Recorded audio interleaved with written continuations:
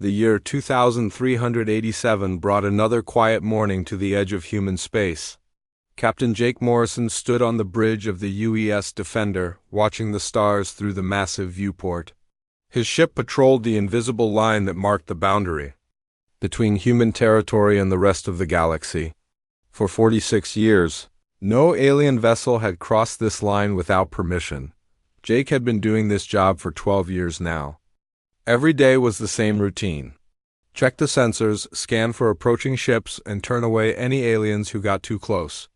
The work was boring, but Jake knew how important it was. The galaxy feared humans for good reasons, and maintaining that fear kept the peace. "Captain, we have a long-range contact," said Lisa Parker from the navigation station. She was young, only 25, but she had the best eyes for reading sensor data that Jake had ever seen. "Looks like a Mantari trader, about 30 light-years out and moving away from the border." Jake nodded. The Mantari were smart. They never caused trouble. They knew the rules and followed them. "Keep tracking it until it's out of range," he ordered. In the engine room, Tony Rodriguez wiped sweat from his forehead as he finished checking the fusion reactors. The UES Defender was an old ship, built 20 years ago, but Tony kept her running like new. He understood every bolt and wire in her systems. The ship might not look like much from the outside, but she packed enough firepower to destroy a small moon. "Engine status report," came Jake's voice through the comm system. "All green, Captain," Tony replied. "We could run full power for 6 months without stopping." Katie Bell sat at the communications station, monitoring radio chatter from across the galaxy. Most of it was boring trade talk and weather reports, but sometimes she picked up military communications or diplomatic messages that gave hints about what the alien governments were planning. Today seemed quiet, but Katie had learned not to trust quiet days. "Any interesting news from the galaxy?" Jake asked her. "Nothing major, Captain. The Corvan Republic is having some trade disputes with the Zelani Confederation." "The usual stuff?" "But I did pick up something odd from Zephyrian space." Jake turned to look at her. The Zephyrians were dangerous. They had tried to conquer half the galaxy before humans showed up and stopped them. "What kind of odd?" "Increased military communications, more ships moving around than usual." "Could be nothing, but it's worth noting." Jake made a mental note to include that in his daily report. The intelligence people on Earth would want to know about any unusual Zephyrian activity. The Zephyrians had been quiet for decades, but they were still the second most powerful military force in the galaxy. Only humans were stronger. Far away in Zephyrian space, Admiral Kexton stood in his private office, studying holographic displays of human territory. The young Zephyrian was tall and lean, with the gray skin and large black eyes typical of his species. Unlike most of his people, Kexton did not fear humans. He thought they were overrated. "The humans have been hiding behind their borders for too long," Kexton said to his aide, Commander Zoran. "The galaxy treats them like some kind of unstoppable force, but what proof do we have? The war with the Vorthans ended 46 years ago. Most of the humans who fought in that war are dead or retired." Zoran was older and more cautious than his admiral. "The war records are clear, sir. The humans destroyed the Vorthan Empire. In less than 3 years, they turned 12 worlds into glass." "That was a long time ago," Kexton replied. "Technology has advanced. We have better ships now, better weapons, better shields. And more importantly, we have better tactics. The Vorthans were brutes who relied on brute force. We are smarter than that." Kexton had been studying human military doctrine for months. He had read every report, analyzed every battle, and studied every tactical manual that Zephyrian intelligence had managed to acquire.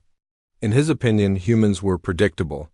They relied too much on heavy weapons and direct confrontation. A smart commander with the right technology could easily outmaneuver them. "I want to propose a reconnaissance mission to the High Command," Kexton announced. "One ship, properly equipped with our latest cloaking technology. We slip into human space, gather intelligence, and slip out again. We prove that human defenses are not as strong as everyone thinks." Zoran looked worried. "Sir, The Council has forbidden any military action near human space. Elder Vexena was very clear about that. Elder Vexena is old and afraid, Kexthan said with contempt. She remembers the stories from the war and thinks humans are invincible. But I have studied their tactics. I know their weaknesses. One small ship with the right crew could gather enough intelligence to change how the entire galaxy sees them. That afternoon, Kexthan presented his plan to the Zephyrian High Command. The meeting room was filled with the Empire's most senior military officers. Elder Vexena sat at the head of the table, her ancient eyes fixed on Kexthan as he spoke.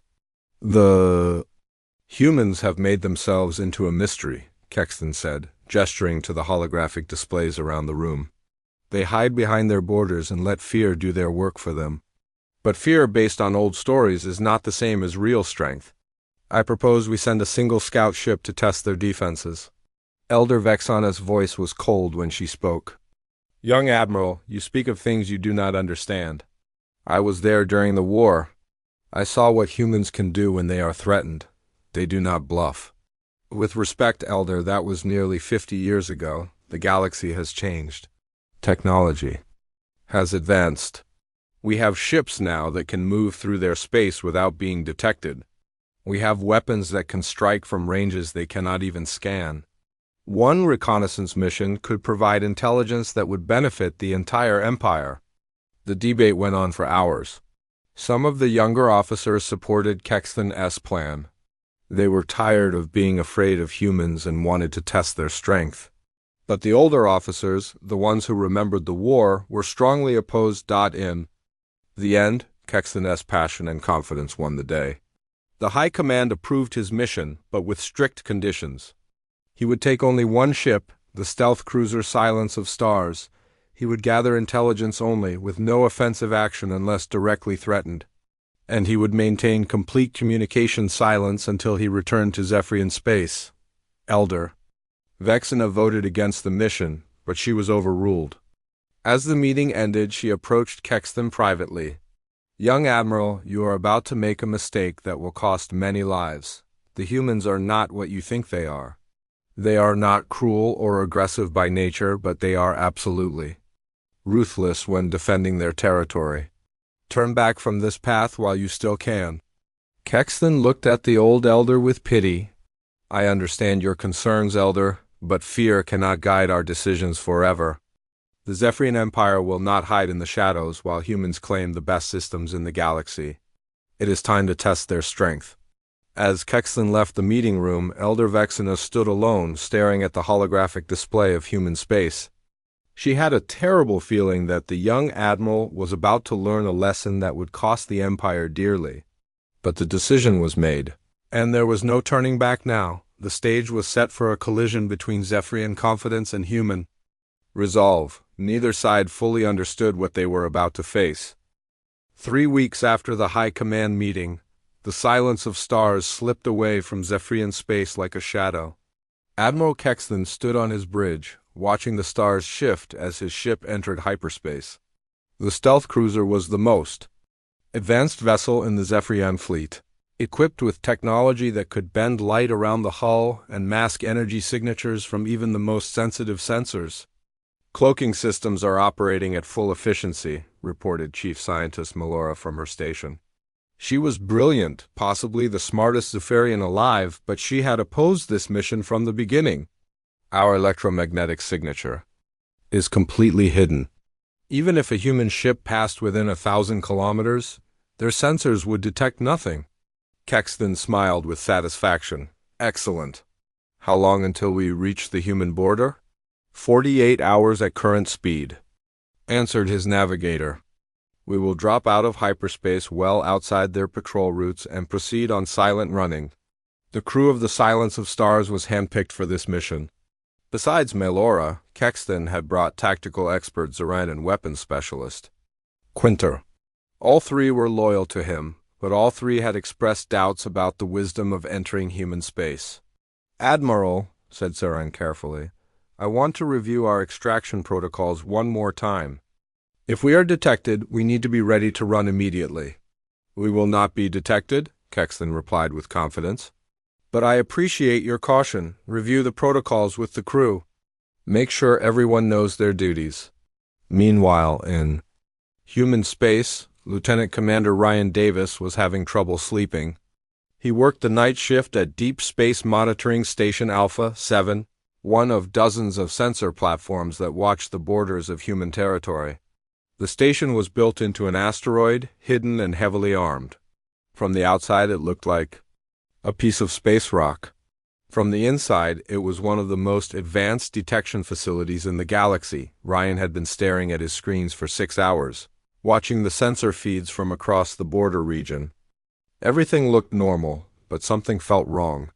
His instruments showed tiny gravitational fluctuations that did not match any known natural phenomena. The readings were so faint that the computers classified them as background noise, but Ryan had learned to trust his instincts. Computer, enhance gravitational readings from Sector 77 Alpha. He ordered. The display changed, showing a detailed analysis of space-time distortions in that region. Most of the readings were normal, caused by the gravity wells of nearby stars and planets. But there was something else.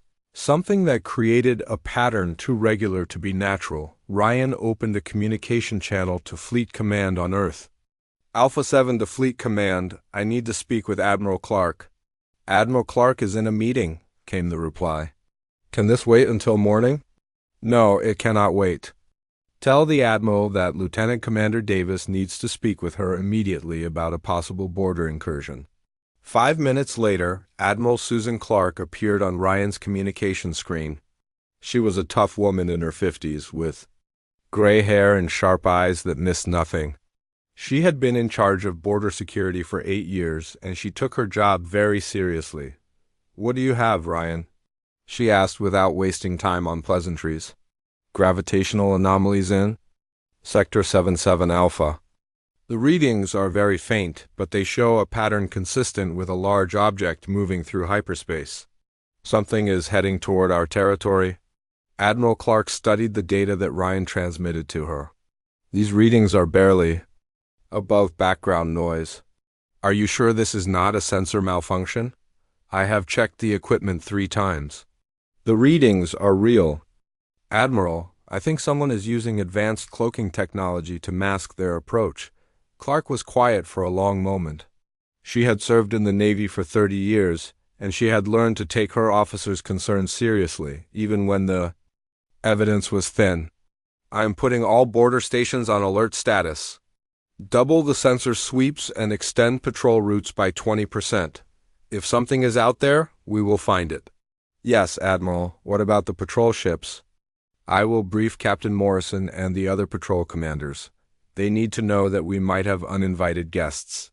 After ending the communication, Admiral Clark sat in her office. Staring at the data from Alpha 7, the readings were troubling, but they were not conclusive. She could not order a full military alert based on such thin evidence. But she could take precautions. She opened a communication channel to Dr. Amy Foster at the Lunar Research Institute. Amy was the leading expert on alien technology and had written most of the reports on Zephyrian military capabilities. Amy, I need you to review some sensor data. We might have a cloaked ship approaching our borders. Dr. Foster appeared on the screen, looking tired. It was late at night, but she was still in her laboratory working on some research project. What kind of cloaking technology are we talking about? Unknown. The gravitational signatures are very faint, but they suggest something large moving at high speed. Amy studied the data carefully. This is interesting. The pattern is consistent with Zephyrian stealth technology, but much more advanced than anything we have seen before. If this is really a Zephyrian ship, it represents a significant leap in their capabilities. How significant? Admiral, if the Zephyrians have developed cloaking technology this advanced, it could change the balance of power in the galaxy. A ship that can move through space completely undetected could strike anywhere without warning. Clark felt a chill run down her spine. What do you recommend? We need to find a way to detect this ship. I suggest modifying our talking sensors to look for subspace distortions. Even the most advanced cloaking technology cannot hide those completely. How long will the modifications take? 48 hours if we work around the clock. But Admiral, if I'm right about this being a Zephyrian ship, we might not have that much time. 2 days later, the silence of stars dropped out of hyperspace at the edge of human territory. Kexton stood on his bridge, watching the human border on his tactical display. The nearest human patrol ship was over 50 light-years away. Well, outside detection range, begin passive scans, he ordered. I want to know everything about their defensive positions. Melora worked at her station, using the ship's advanced sensors to map human patrol routes and defensive installations. Admiral, their border defenses are more extensive than our intelligence suggested. I count at least 30 sensor platforms in this sector alone. Can they detect us? Not with current technology. But Admiral, I am reading energy signatures that I do not recognize. The humans may have developed new sensor systems since our last intelligence update. Kexton was not concerned. Continue scanning. We need detailed information about their ship movements and defensive patterns. For the next 6 hours, the silence of stars moved slowly through the outer edge of human space, gathering intelligence on patrol routes and sensor placements. The crew was amazed at how easily they had penetrated what the galaxy considered an impenetrable barrier. This is almost too easy, commented Quinter from his weapons station. I expected much stronger defenses. The humans rely on their reputation instead of real strength, Kexton replied. They want everyone to think their borders are heavily defended, but the reality is much different. However, 3 sectors away, Lieutenant Commander Davis was tracking the anomalous readings with growing certainty. The gravitational distortions were getting stronger, and the pattern was becoming clearer. Something large was definitely moving through human space. Admiral Clark, I have a confirmed track on the intruder, he reported. Based on current course and speed, I can predict where it will be in 6 hours. Send the coordinates to Captain Morrison, Clark ordered. Tell him to investigate, but be careful. If this is really a cloaked ship, we do not want to start a war by accident. The trap was being set, but neither side fully understood what they were walking into. The Zephyrians believed they were invisible and invincible. The humans believed they were facing a potential threat that needed to be handled carefully. Both sides were about to learn that their assumptions were wrong. In the depths of space, the silence of stars continued its mission, unaware that human intuition and technology were slowly closing the net around them. The first test of human border security in 46 years was about to begin. Captain Jake Morrison received the alert message while his ship was patrolling the Kepler 442 system. The used Defender had been making routine checks of the outer defense platforms when Lieutenant Commander Davis's coordinates came through on the priority channel. Captain, we have new orders from Fleet Command, announced Katie Bell from the communications station. Admiral Clark wants us to investigate possible intruder activity in Sector 12. Jake studied the coordinates on his display. The location was near the Kepler 442 Naval Shipyard, one of the most important military installations in human space. If someone was trying to spy on that facility, it represented a serious threat to human security. Lisa, plot a course for those coordinates. Tony, I want full power to engines and weapons. Katie, send a message to the shipyard. Tell them we might have uninvited guests in their neighborhood. The UES Defender changed course and accelerated toward the intercept point. Jake had been doing patrol duty for 12 years, but he had never faced a real threat before. All his experience was with routine encounters and training exercises. Today might be different. In the engine room, Tony Rodriguez pushed the fusion reactors to maximum output. The old ship vibrated as power flowed through her systems, but she held together. Tony had spent years learning every detail of the Defender's design, and he knew she was much stronger than she looked. Captain, we will reach the target area in 40 minutes, reported Lisa Parker. I have the shipyard on sensors. No sign of any unauthorized vessels. Keep scanning, Jake ordered. If someone is out there, they are probably using cloaking technology. Meanwhile, the Silence of Stars was conducting detailed scans of the human naval shipyard. Admiral Kexton stood on his bridge, watching the tactical display with satisfaction.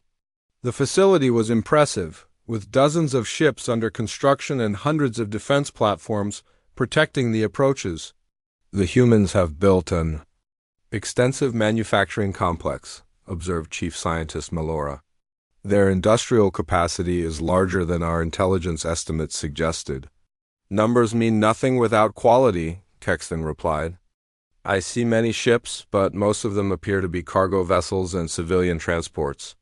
Their military vessels are old designs, probably left over from the war with the Vorthans. Weapons specialist Quinter was studying the defensive systems. Around the shipyard, Admiral, I count over 200 weapon platforms. Each one appears to be heavily armed. Static defenses? Kexton said with contempt. They cannot hit what they cannot see. Continue the scans. I want detailed information about their ship construction techniques. The Zephyrian crew had been working for 3 hours gathering intelligence about human military capabilities. They were so focused on their mission that they did not notice the gravitational disturbance caused by a ship dropping out of hyperspace nearby. The used Defender appeared suddenly, her sensors immediately detecting the cloaked Zephyrian vessel. The two ships were less than 10,000 kilometers apart, close enough for visual contact if the alien ship had not been invisible. Captain, proximity alarms are going off, announced Lisa Parker. Something big just triggered our collision? Warning system. Jake studied his sensor displays. The readings were confusing, showing gravitational distortions but no visible ship. All stop, bring us to a complete halt. The Defender's engines shut down, leaving the ship drifting in space. Jake activated the ship's most sensitive detection. Equipment, searching for any sign of the invisible intruder. There, he said, pointing to a section of the display. Do you see that gravitational shadow? Something is blocking starlight from the shipyard. On the Silence of Stars, tactical expert Zaran was watching his own senses with growing alarm. Admiral, a human ship just appeared directly in front of us. They dropped out of hyperspace at the exact coordinates of our position. Kexton studied the tactical display. The human ship was old and small, probably a patrol vessel with limited capabilities. How did they know where to find us? Unknown, sir. But they are definitely looking for us. Their sensors are conducting active sweeps. Melora looked up from her station with worry. Admiral, I recommend we withdraw immediately. If they have found a way to detect our cloaking technology, our mission is compromised. No, Kexton said firmly. One small patrol ship is not a threat. They may suspect we are here, but they cannot see us. We will complete our mission. The standoff continued for several minutes. The human ship remained motionless, scanning the area with increasing intensity. The Zephyrian ship stayed cloaked, trying to complete its intelligence gathering before withdrawing. Finally, Jake Morrison made a decision. This is Captain Morrison of the United Earthship Defender. We know you are there. Decloak your vessel and identify yourself. The message was broadcast on all frequencies, including the standard diplomatic channels used for first contact situations. On the Silence of Stars, the crew looked to their admiral for instructions. They are bluffing, Kexton declared. They know something is here, but they cannot see us. We will ignore their transmission and continue our mission. But Jake Morrison was not bluffing. He activated the Defender's targeting systems and locked onto the gravitational distortion. Unknown vessel, you are in violation of human territorial boundaries. Decloak immediately or we will consider you a hostile threat. Kexton made a decision that would change everything. Instead of withdrawing quietly, he chose to decloak and confront the human ship. He believed his superior technology and firepower would give him the advantage in any confrontation. Decloak the ship, he ordered. Raise shields and charge weapons. We will show these humans that the Zephyrian Empire is not afraid of them. The Silence of Stars shimmered into visibility, revealing a sleek vessel twice the size of the Defender. The alien ship was beautiful and deadly, with curved hull plates that seemed to flow like water and weapon ports that glowed with contained energy. Holy hell, whispered Tony Rodriguez as he stared at the alien vessel on the main screen. That thing is massive. Jake opened a communication channel to the alien ship. "This is Captain Morrison. You are in violation of human space. Power down your weapons and prepare to be escorted out of our territory." Kexton appeared on the Defender's main screen. He was tall and lean, with gray skin and large black eyes that seemed to look right through the human crew. When he spoke, his voice was cold and arrogant. "I am Admiral Kexton of the Zephyrian Empire. We are peaceful explorers who accidentally strayed into your territory. We will leave when our mission is complete." "Your mission is complete, right?" "Now," Jake replied.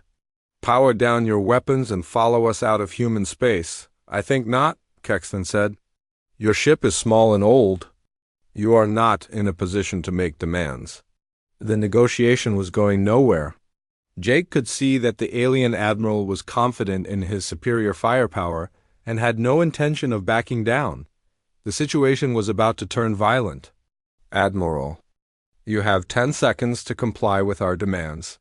After that, we will consider your ship a hostile threat and act accordingly."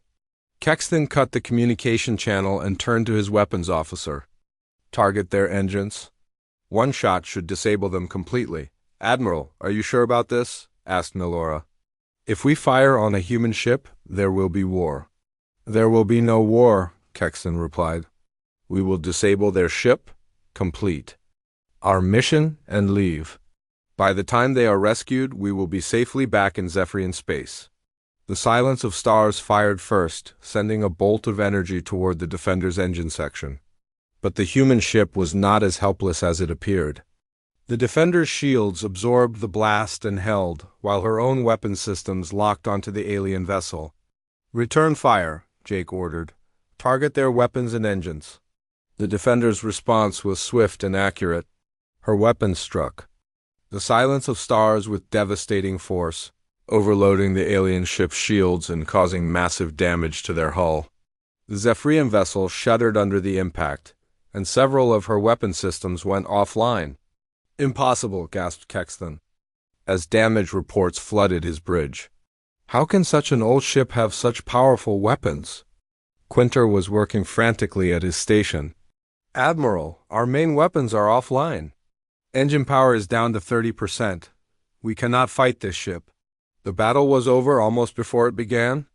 The Defender's superior firepower and defensive systems had completely outmatched the supposedly advanced Zephyrian vessel. Kexton finally understood that he had made a terrible mistake. "Zephyrian vessel, surrender immediately," came Jake's voice over the communication system. "Your ship is disabled. Do not make us destroy you." Kexton looked around his damaged bridge. His crew was staring at him with shock and fear. The mission had been a disaster from the moment they decided to fight instead of run. "Admiral," said Melora quietly, "we must surrender. If we continue to fight, they will destroy us."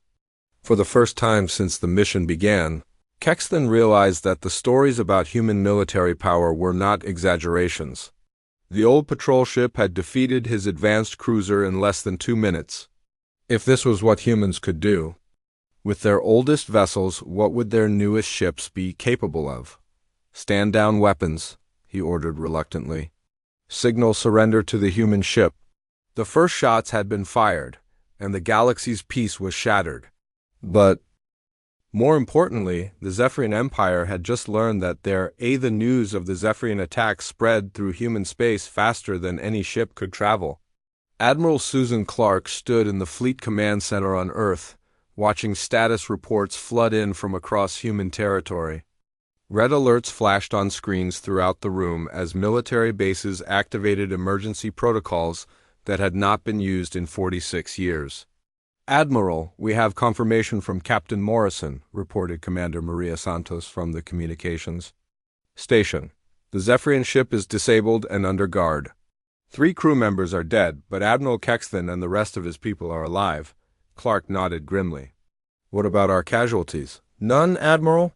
The Defender took some damage, but all crew members are unharmed." "Good. Order Captain Morrison to bring his prisoners to Earth immediately. I want those aliens in our detention facility within 48 hours. Across the room, Colonel Steve Miller was coordinating the military response. He had spent 20 years in intelligence work and knew how quickly a small incident could turn into a major war. Admiral, I recommend we activate the emergency defense protocol. If the Zephyrians sent one ship, they might send more. Agreed. Send the activation codes to all fleet commanders. I want every ship armed and ready within 6 hours. The emergency defense protocol was a comprehensive plan, developed after the Vorthan War. It called for the immediate mobilization of every human military vessel, from the smallest patrol boat to the largest battleship. Within minutes, orders went out to naval bases throughout human space. Captain Pete Jackson received his orders while his ship was docked at Luna Naval Base. The UES Retribution was a heavy cruiser, built 15 years ago with the latest weapons and defensive systems. Pete had been hoping for a quiet tour of duty, but that hope was now shattered. All crew to battle stations, he announced over the ship's communication system. We are departing Luna Base in 1 hour. This is not a drill. In the engine room, Chief Engineer Bob Wright pushed his team to prepare the ship for immediate departure. The Retribution had been undergoing routine maintenance, but Bob's people worked with practiced efficiency to complete the necessary preparations. Sir, reactor core is online and operating at full power, reported one of his technicians. All weapon systems are charged and ready. Good work, Bob replied. Make sure the defensive screens are functioning properly. If we run into trouble, I want this ship ready for anything. On Earth, President Helen Carter was meeting with her senior advisors in the Emergency Command Center beneath the White House.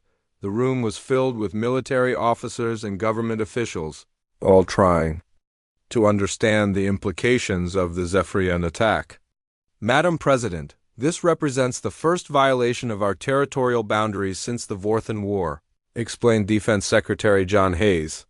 We must respond with overwhelming force to prevent other alien governments from testing our resolve. What are our options? The President asked. Admiral Clark appeared on the main communication screen. We are mobilizing the entire fleet, Madam President. Every ship will be armed and ready within 12 hours. But I recommend we go one step further. What do you mean? We should activate the UES Vengeance and place Admiral Chris Turner in command of the response force. The Vengeance represents our most advanced military technology. If we are going to send a message to the galaxy, we should send it with our best ship. The UES Vengeance was humanity's newest and most powerful warship. She had been under construction for 5 years, incorporating every lesson learned from the Vorthan War and 40 years of technological advancement. The ship was so advanced that many of her capabilities were classified at the highest levels of government. Is Admiral Turner available? Asked the President. Yes, Madam President.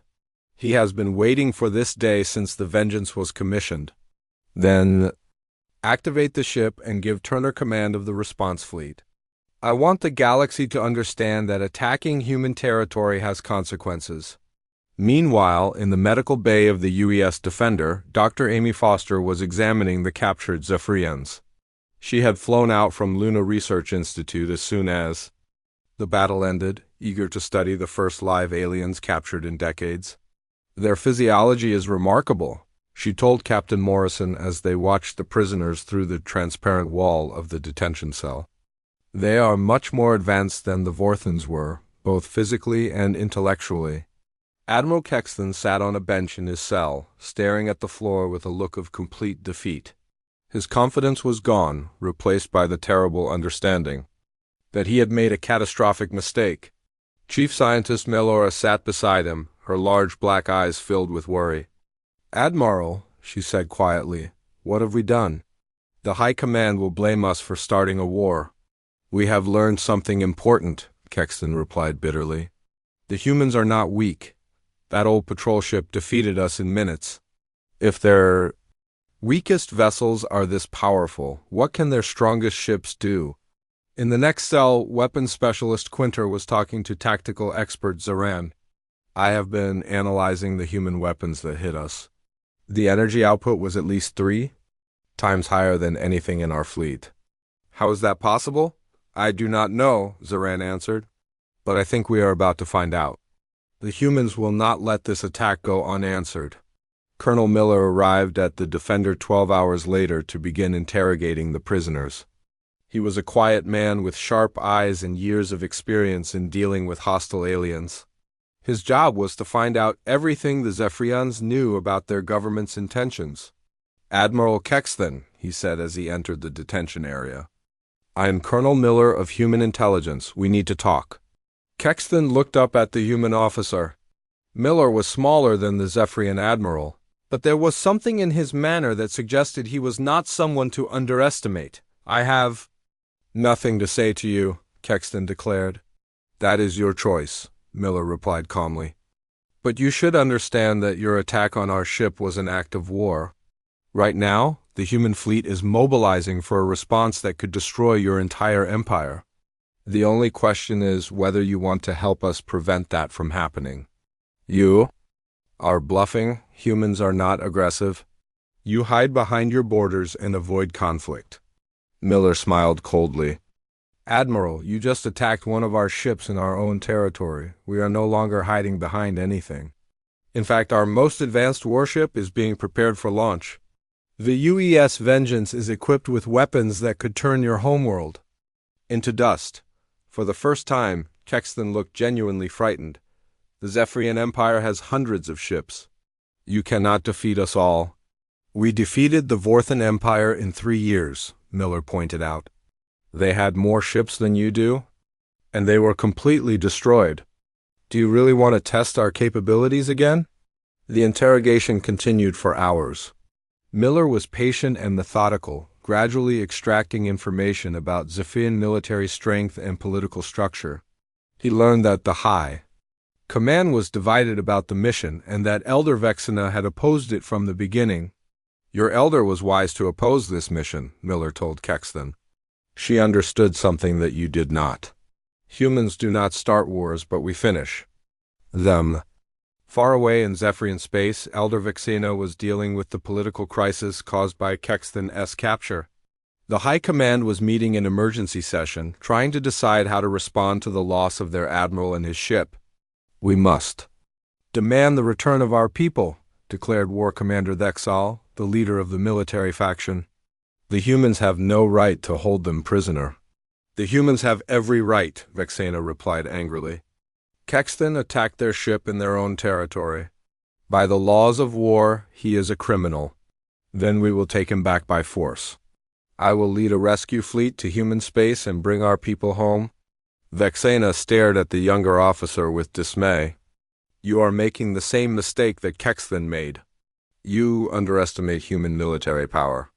If you attack them, you will start a war that will destroy our civilization."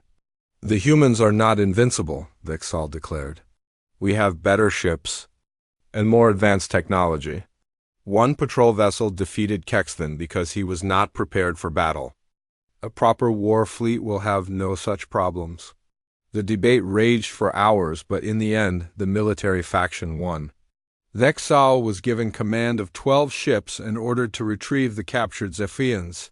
Elder Vexena voted against the mission, but she was overruled by younger officers who believed in their military superiority. As the Zephyrian rescue fleet prepared to depart, Vexena sent a secret message to the human government. She warned them about the approaching attack and begged them to show restraint. She knew that if the humans unleashed their full military power, the Zephyrian Empire would not survive, but her message arrived too late. The UES Vengeance had already launched, carrying Admiral Chris Turner and the most advanced weapons humanity had ever built. The stage was set for a battle that would determine the balance of power in the galaxy. The galaxy was about to learn why no species had dared enter human territory for 46 years, and the Zephyrians were about to discover that some reputations are earned through overwhelming strength and absolute determination to protect what belongs to you. 2 weeks after Admiral Kexton's capture, 12 Zephyrian ships dropped out of hyperspace at the edge of the Sol system. War Commander Thexal stood on the bridge of his flagship, studying the tactical display with confidence. His fleet was the finest the Zephyrian Empire could assemble, equipped with the latest weapons and shields. "Begin scanning for human ships," he ordered. "I want to know exactly what we are facing before we make our demands." His tactical officer worked at the sensor controls. Sir, I am detecting multiple human vessels throughout the system. Their fleet appears to be larger than our intelligence report suggested. How many ships? At least 30 vessels, sir. Most of them appear to be older designs, but there is one ship that I cannot identify. The energy readings are unlike anything in our database. Dexal was not worried. 12 Zephyrian warships carried enough firepower to destroy a small planet. Even if the humans had 30 ships, they were mostly old vessels left over from the Vorthan War. Technology had advanced significantly in 46 years. Open a communication channel to the human fleet, he commanded. We will give them one chance to return our people peacefully. The UES Vengeance was waiting for them. Admiral Chris Turner stood on his bridge, watching the alien fleet on his tactical display. The Vengeance was the most advanced warship humanity had ever built, incorporating 40 years of research and development since the last major war. Admiral, the Zephyrian commander is requesting communication, reported his communications officer. Put him on screen, Turner replied. War Commander Thexal appeared on the main display. He was older than Kexthan, with scarred gray skin and eyes that showed the hardness of a professional soldier. When he spoke, his voice carried the authority of someone accustomed to being obeyed. I am War Commander Thexal of the Zephyrian Empire. You are holding our people prisoner. Return them immediately, and we will withdraw from your territory without further conflict. Turner studied the alien commander for a moment before responding. Your people attacked one of our ships in our own territory. They are war criminals, and will be tried according to human law. That is unacceptable. We demand their immediate release. And I am refusing your demand. You have exactly 1 hour to leave human space. After that, we will consider your fleet a hostile force and act accordingly. Thexal cut the communication channel and turned to his officers. The humans are as arrogant as I expected. They believe one ship can face our entire fleet. Sir, should we attack immediately? Asked his weapons officer. No, we will wait 59 minutes, then demonstrate our superiority. One show of force should be enough to make them see reason. On the Vengeance, Admiral Turner was coordinating with the rest of the human fleet. Captain Lisa Harper commanded the UES Stalwart, a heavy cruiser positioned to flank the alien formation. Commander Nick Evans led 3 destroyers in the Hughes Guardian, ready to provide defensive support. All ships report ready for battle, announced Turner's tactical officer. The Zephyrian fleet is maintaining position at the edge of the system. Good. When they make their move, we will show them what human engineering can accomplish. Turner had been preparing for this moment since the Vengeance was commissioned.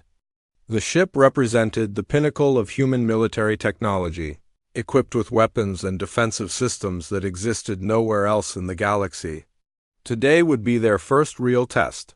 59 minutes later, the Zephyrian fleet began moving toward the inner system. Thexal had decided to make a show of force by approaching Earth itself. He believed the humans would surrender rather than risk damage to their homeworld. All ships advance in battle formation, he ordered. Target the large human ship first. Once we disable their flagship, the rest of their fleet will surrender. The 12 Zephyrian vessels accelerated toward the human fleet, their weapons charging and shields at maximum power. They moved with the confidence of a superior force facing weaker opponents. Admiral, the Zephyrian fleet is approaching at attack speed, reported the Vengeance's sensor officer. All ships, engage when ready, Turner commanded. Show them what happens when they threaten Earth.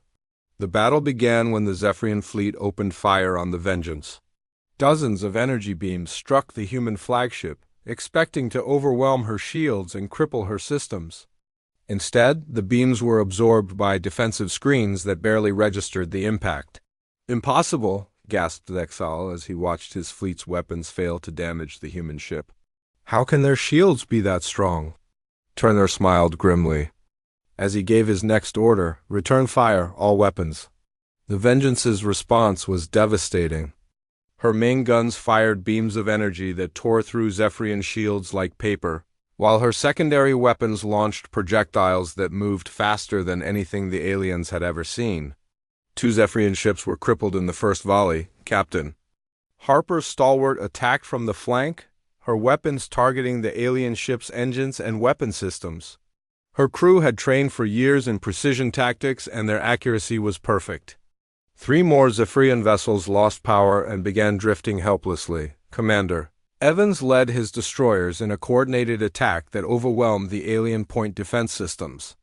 The small human ships were faster and more maneuverable than anything the Zephyrians could field, striking like hornets and disappearing before return fire could find them. "Sir, we have lost 7 ships," reported Dexal's tactical officer in a voice filled with panic. "The human weapons are far more advanced than our intelligence suggested." Dexal stared at his tactical display in shock. His supposedly superior fleet was being systematically destroyed by human ships that should have been easy targets. The largest human vessel was fighting all 12 of his ships simultaneously and winning. "All ships, concentrate fire on the human flagship," he ordered desperately. "We must disable that ship." But the vengeance was just getting started. Admiral Turner activated weapon systems that had never been tested in combat, releasing the full power of 40 years of human military research. Energy beams that could melt asteroids struck the remaining Zephyrian ships, while defensive fields that could stop planetary bombardments absorbed their return fire. Within 20 minutes, the battle was over.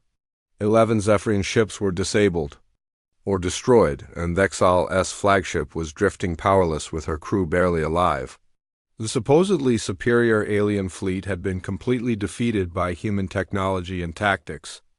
"Zephyrian Commander, surrender immediately," came Turner's voice over the communication system. "Your fleet is destroyed. Do not force us to finish what you started." Dexal looked around his damaged bridge. Half his crew was dead or injured, and his ship was barely functional. The human fleet had demonstrated power beyond anything he had imagined possible. "I surrender," he said quietly. "We yield to human authority." The news of the Battle of Souls spread across the galaxy within days. The Zephyrian Empire, facing the complete loss of their fleet and the prospect of total war with humanity, formally apologized for violating human territory. Elder Vexena, finally vindicated in her warnings, led the negotiations for a new treaty that established even stricter boundaries around human space. Other alien governments, watching the swift destruction of the Zephyrian fleet, renewed their own commitments to respecting human territory. The galaxy had been reminded why no species dared enter human space. In his prison cell on Earth, Admiral Kexton met with Captain Morrison one final time before his trial. The broken Zephyrian admiral looked at the human officer with new understanding. "I thought your people were hiding behind your reputation," Kexton said. "I believe the stories of human strength were exaggerated." Morrison shook his head. "We were never hiding. We were hoping that our reputation would be enough to keep the peace. You forced us to prove that our strength is real. Why did you not conquer the galaxy when you had the chance? After the Vorthan War, no one could have stopped you." "Because we are not conquerors," Morrison replied. "We want to live in peace and build a better future for our children. But we will defend our territory with everything we have. The galaxy learned that lesson 46 years ago, and now you have learned it again." Kexton nodded slowly. "I understand now. Your borders are not defended by fear, but by strength and determination. We will not make this mistake again." The trial of the Zephyrian war criminals proceeded according to human law.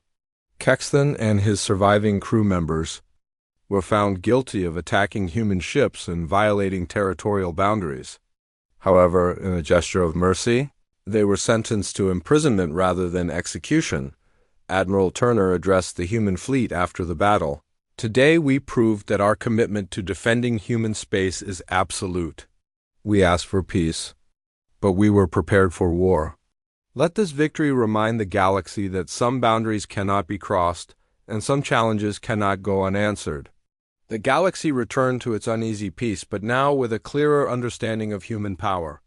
The foolish aliens who dared enter human territory had learned the hard way that Humanity's reputation was built on real strength and unwavering determination to protect their own. No species would dare test human resolve again for many years to come.